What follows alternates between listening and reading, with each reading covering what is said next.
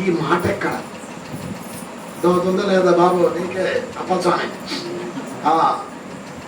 భగవంతుని మనం ఏం చేస్తాము, చీపుగా పెట్టేసారు. చీపుగా చిన్న దీనిగా ఏదో మొక్కితే మనకు లేకపోతే పాపం పడతాడు, లేకపోతే మనం శిక్షించేస్తాడు. ఏది శిక్షించాడు, మనం చేసిన కర్మే మనకు శిక్ష.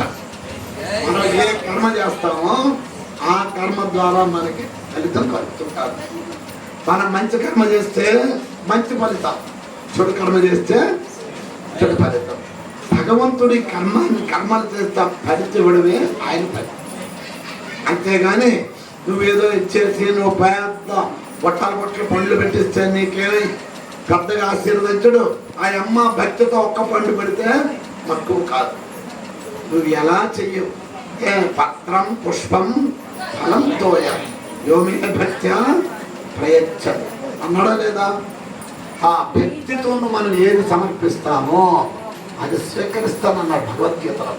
అంతేగాని నేను శపించేస్తాను అనలే. చూడండి ఎక్కడ కూడా అపిచేత్సు దురాచార భజతే మామనన్యభ.